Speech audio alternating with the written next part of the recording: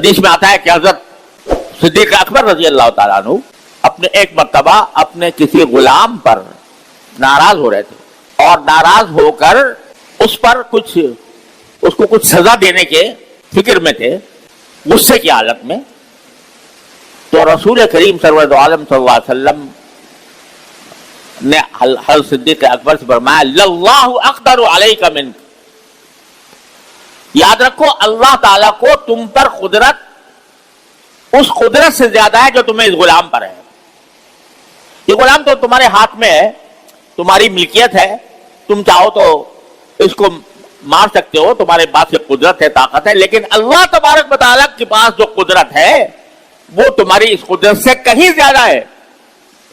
لہٰذا یہ نہ بھولو کہ اگر میں کسی انسان پر ظلم کروں گا تو اللہ تبارک و تعالیٰ مجھے چھوڑ دے گا.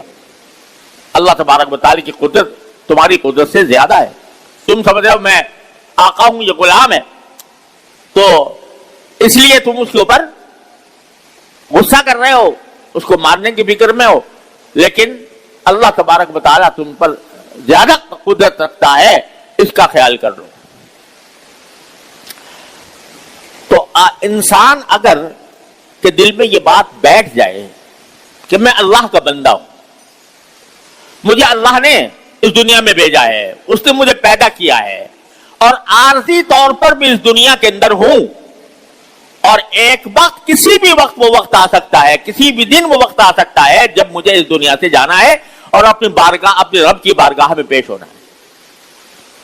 یہ احساس ہے اصل چیز، اور اسی احساس کا نام تقویٰ ہے کہ آدمی کے دل میں یہ احساس پیدا ہو جائے کہ میں اللہ کا بندہ ہوں، میری ہر نقل و حرکت اللہ تبارک و تعالیٰ کے ہاں ریکارڈ ہو رہی ہے اور مجھے اس کا جواب دینا ہے. یہ چیز پیدا ہوتی ہے کثرت ذکر سے. جتنا آدمی ذکر زیادہ کرے گا اتنا ہی اللہ تبارک و تعالیٰ کا قرب بھی حاصل ہوگا، اللہ تعالیٰ کے سامنے پیشی کا دھیان زیادہ رہے گا. حضرت فاروق اعظم رضی اللہ تعالیٰ عنہ عجیب انسان اللہ تعالیٰ نے پیدا فرمایا تھا سرکار دو عالم صلی اللہ علیہ وسلم کی صحبت اقدس سے. کیا کندن بنا کے نکالے تھے صحابہ کرام اپنی صحبت کے ذریعے. فاروق اعظم امیر المومنین بنے اور ان کے حکومت کا جو رقبہ تھا، جہاں تک ان کی حکومت تھی، وہ اس وقت کی تقریباً آدھی دنیا بنتی ہے.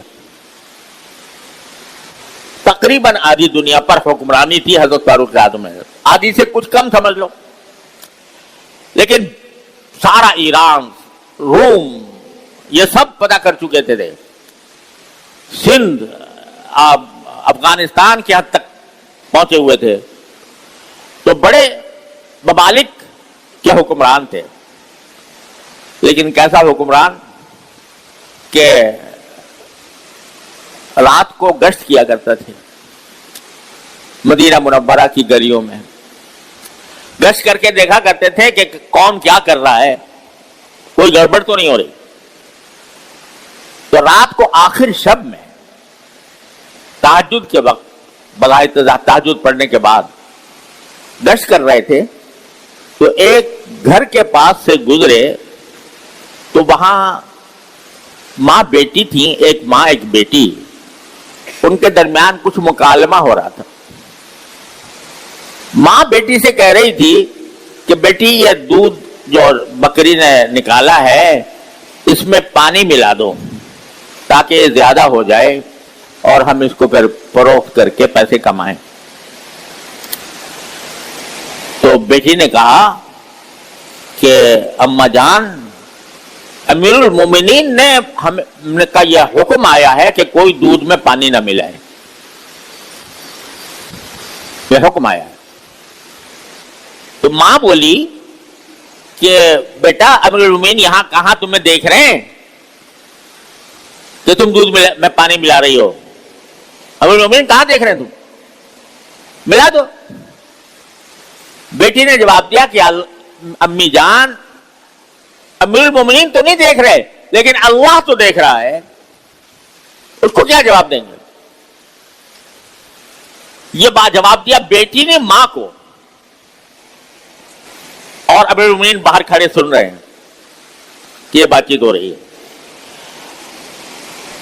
بعد میں امیر المومنین نے اگلے دن معلومات کی کہ یہ خاتون کون ہے اور یہ بیٹی کون ہے۔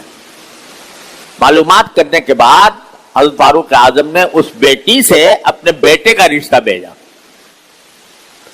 یہ بیٹی ایسی ہے کہ سو رات کی تاریکی میں بھی اور تنہائی میں بھی اس کے دماغ سے اللہ کا خیال نہیں مٹتا، لہذا میں ایسی بیٹی کو اپنی بہو بنانا چاہتا ہوں، میرے اپنے بیٹے کا نکاح اس سے کر دیا۔ اور انہی فاروق اعظم کے بیٹے اور اس بیٹی کی نسل سے آگے چل کر حضرت عمر ابن عبدالعزیز رحمۃ اللہ علیہ پیدا ہوئے، جو عمر ثانی کہلاتے ہیں۔ تو غرض یہ کہ وہ لڑکی جو تھی وہ اس کے دل میں یہ بات تھی، اور پھر ماں بھی خاموش ہو گئی اس پر۔ تو یہ جب بات دل میں بیٹھ جاتی ہے کہ اللہ تو دیکھ رہا ہے، اگر کوئی اور دیکھ رہا ہے یا نہیں، لیکن اللہ تو دیکھ رہا ہے، جب یہ بات دل میں بیٹھ جاتی ہے تو اس کے بعد انسان کو گناہ کی طرف قدم نہیں اٹھتے، اس کے ساری خرابی یہاں سے پیدا ہوتی ہے۔ ہمارا دل چاہا، ہمارے نفس کی خواہش پیدا ہوئی کسی گناہ کرنے کی، تو ہم فوراً اس کے اوپر لپک پڑے۔ یہ نہ سوچا کہ اگر اس لمحے میں یہ موت آ جائے، ہو سکتا ہے کہ نہیں، اسی لمحے جب ارادہ گناہ کا کر رہے ہیں، کسی جرم کا کر رہے ہیں، کسی ظلم کا کر رہے ہیں، اسی وقت موت آ جائے تو ہمارا انجام کیا ہوگا؟ تو یہ جو ہم لوگ غفلت میں مبتلا رہتے ہیں، اللہ تبارک و تعالیٰ کی بارگاہ میں پیش ہونے سے غفلت، یہ ہے سارے فساد کی جڑ، سارے گناہوں کی بنیاد، سارے جرائم کی وجہ یہ ہے۔ آج کل فلسفی لوگ بہت نظریات پیش کرتے ہیں طرح طرح کے کہ بھئی جرائم کس وجہ سے پیدا ہوتے ہیں۔ کوئی کہتا ہے کہ جرائم ہوتے ہیں تعلیم نہ ہونے کی وجہ سے، تربیت نہ ہونے کی وجہ سے۔ ٹھیک ہے، یہ بھی ایک سبب ہوتا ہے، لیکن یہ بتاؤ کہ جہاں تعلیم 100% ہے، کوئی انسان غیر تعلیم یافتہ نہیں ہے جن ممالک میں، مغربی ممالک میں، پھر وہاں جرائم کیوں ہوتے ہیں؟ وہاں چوریاں کیوں ہوتی ہیں؟ وہاں ڈاکے کیوں ڈالے جاتے ہیں؟ وہاں زنا بالجبر کے اقدامات، جہاں زنا